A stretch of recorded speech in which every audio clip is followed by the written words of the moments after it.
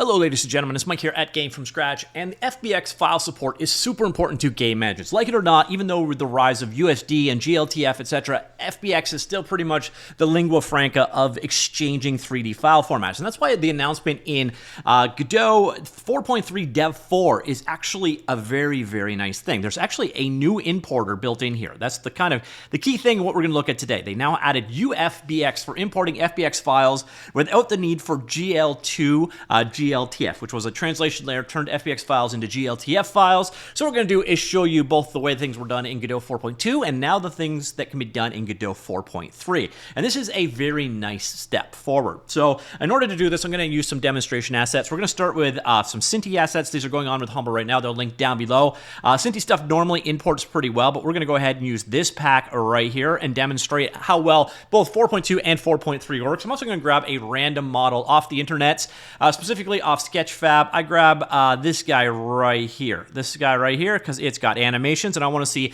how well it does with those. The spoiler alert, the answer is not bad, needs some work, but on the whole, pretty good. And then we'll come back and talk about what the heck a UFBX is in just a second. But first, let's jump in with Godot 4.2 and show you how FBX works today. So here we are with versions installs of Godot 4.2 and 4.3. Let's start things off with Godot 4.2 and show you how the process would work right now. So I'm going to go ahead, we'll create a new project called as Godot 4.2. Of course, it goes in temp because all things must go in temp. We'll go ahead and create our folder, turn off Git, and create our project. So right now, the process of importing an FBX into the Godot game engine is a little bit of a multi-step. So what you've got here, let's create a new scene. We're going to go ahead here, create a new folder for our project. We'll call this Synty. And then one of the things I do whenever I'm importing FBX files is I always bring across the textures first. So let's, we'll bring up a new window. All right, so here, new Explorer window. So that is in downloads. Go here, Polygon Town, source files, textures. Just grab all of our texture files and drop them into that folder. All right, so all your textures are imported. Now what you want to do is bring in a model. In order to do this, what you do is select the model you want to bring in. I'll bring in the town demo. And what you'll notice is the minute I drop it in, boom, you can't do this. You do not have the GLTF translator in there. And the nice thing is there is a convenient link to go ahead and download it. So you click that. It brings you to the appropriate page. You go ahead and find the right version for you. You download said version. So let's go here. You're going to open it up. So again, it'll be in my downloads folder. I extract that executable out like so. So you have to locate this exe that basically does the work for you. And then what we do is head on back over to Godot. We browse to it.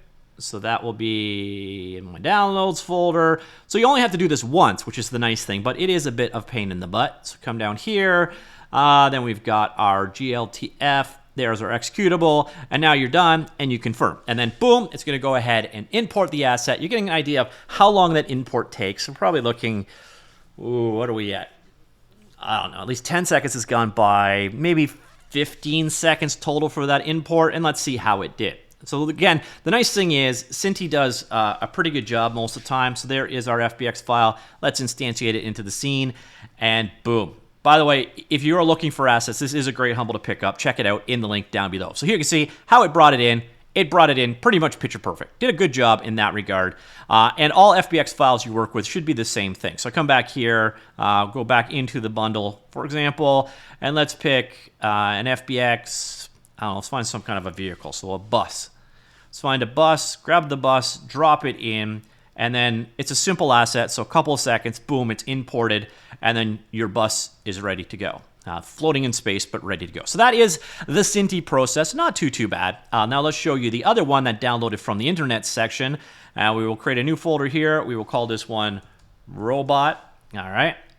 And then, did I create that inside of Synty? No, I didn't. I have filtering turned on. I do that every single time. All right, so here we go. Our robot's there. We head back over to our downloads folder. Let's go ahead and find it. So we've got Reap the Whirlwind. Again, I always bring in the textures first, although this isn't going to do too much for it. Too much for us because, quite frankly, textures aren't going to work. Spoiler alert. So we'll bring those guys in like so, and we'll now bring in the robot. I picked the robot because it was animated. So that's always a nice thing. Let's drop that in here and I'll import it again. 1, 2, 3, 4, 5, 6, 7, 8, 9, 10. about 11 seconds to bring that in, and let's see how well it did. So our robot should be here. Let's put our filter that I'm going to forget to turn off in, and then drop that into the scene. So there is our robot, like so. And what you'll notice is no textures. That's a very, very common thing when it comes to dealing with imported assets, FBX assets. Just get used to that. So go ahead, we'll check this guy out. Let's open it up anyways, grab the animation player, and did our animation come in fine? Let's go ahead and play that. And yeah, it did. So using the GLTF importer, you can get animated models in and just get used to the fact that you're very often going to have to do the textures again. So that is the 4.2 experience. Now what is it going to be like in 4.3? Well, first things first, let's purge everything like so. And then what we're going to do is just nuke it from orbit. So here we'll go to app data like so. Find Godot and delete it. So this will get rid of the GLTF settings. Basically goes back to like a very, very stock install at this point in time. So now we're going to go back over here. Godot 4.3 is installed. And what you'll notice, I'll load this guy up. Let's create a new project here. So let's create our project. We'll call this Godot 4.3. Once again, of course, this does go enc:/temp, no get, create folder, create and edit. Like so. All right, so we're going to do the exact same thing. We're going to bring in the Synty asset, see how well it works and how quick it is. And we're going to bring in the robot asset and see how it works. And I'll show you how to fix the textures on that one as well. So here we go. We're going to create a folder. We'll call one robot. We'll create another folder, and we will call that Synty, like so. So what you'll notice right away, again, fresh install, you come up here, you'll see configure FBX importer. There is no FBX importer. So I've blown away all that settings. There is nothing set up, and there's nothing to stop me. I could actually point this to the one that we just used a second ago, and we could keep using the GLTF translator. But now what we're going to do instead is use the new built-in FBX importer and see how well it does. So let's start things off with Synty. We go back here to our downloads, Polytown, source files, grab our textures, drop them into the Synty folder, make sure that they are all being imported, head on back over here, and then let's go here and grab our FBX, and we'll see how it performs in terms of speed and how it performs in terms of results. So Demo Town here, drop that into the Synty folder, and 1, 2, 2. So you're looking at a many times faster import than the GLTF translation layer, which is definitely nice. Now let's throw the filter on there, drop this guy out here, and boom. So there you can see the end result is it's just as good. It's picture perfect. Again, the Synty stuff almost always comes in very nicely, which again is why I like their assets. So if you're looking for prototyping or level design assets, it's a good choice that way. So we're going to go here, create a new scene, and now we're going to go back to the robot. So let's get rid of the Synty. We'll do the robot test. So back to here. Let's go up a folder. Oops, nope. So downloads, Reap the Whirlwind. Again, textures first. Not that they're going to work. Drop them into the robot folder, let it do all the importing. Again, remember when we brought the robot in last time, it was about 10 or 11 seconds, at least, 1 Mississippi style seconds. And let's go here, source, drop the robot into the folder, and 1, 2. So you're seeing, again, the new FBX is many times faster. You don't need to install it. Definitely like that. So what do we got going on here? Well, let's drop this into our scene. Let's go find our robot. Let's unfilter there and drop it in. And then boom. So again, no textures. That's going to be just a common issue. But everything else, let's go check out the animations on this guy. How did it do? Animation player, and animations came in just fine. Looking great. I also think the model looks better. I don't think I have the other one opened as well. I just think it came in with the smoothing settings more properly set, especially in these particular areas. But let's go check out how to actually get the textures in. So I brought the textures in earlier on. Let's get rid of that filtering right there. So they're all available right here. Well, what you're going to notice is each one of these is, in this particular case, well named. So you've got your arms and so on. Well, what we can actually do here is, well, there's a couple of options. We could come in and make a fork of this guy, actually grab our robot, and then do a surface material override for every single slot that's there. Not the funnest process in the world. The other option you could do is come in here and create a new resource. So let's do here, we'll do, I think body was an option. Oops. So what I'm going to do is standard material 3D. So we'll create a new standard material 3D. We'll call this robot body, like so. And then we've got our new material over here. Then what you're going to want to do is just basically grab each thing over here that makes sense. I'm sure there was a body. I know I'm not making that up.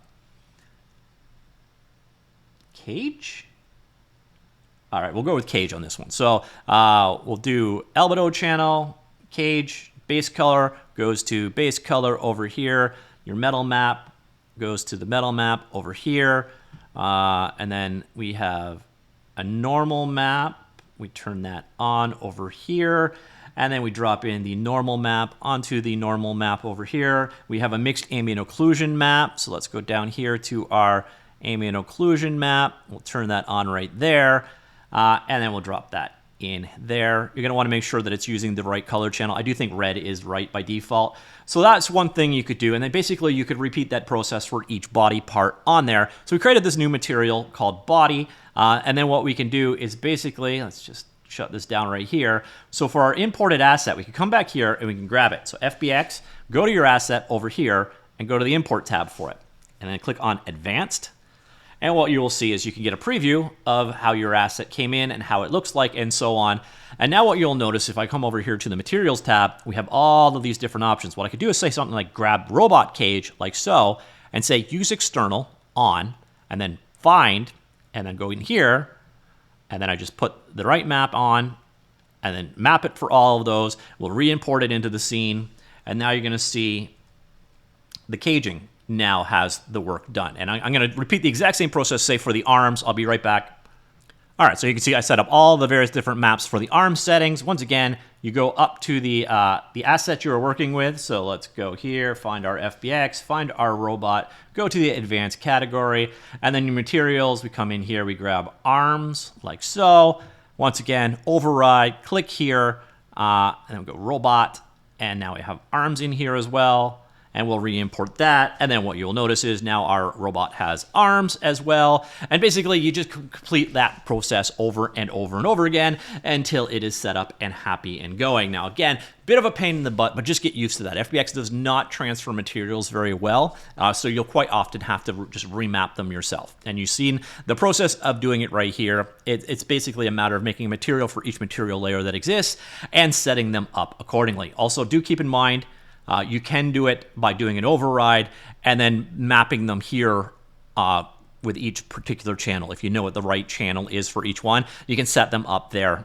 That's another option you have. So that is the new FBX imported. As you saw, 4.3, the built-in version, performed as well as the 4.2, possibly a little bit better, and it did it while being 5 times faster. That is definitely some nice progress. So at the end of the day, it is this guy that is doing the heavy lifting. It is a single source file FBX loader that is under the MIT license, it appears. Very straightforward. It's just a single file. So that's it. It's all you need to load things. So you can see the process of loading your FBX in, the features and functionality that it supports. The nice thing is it does support binary and ASCII FBX versions.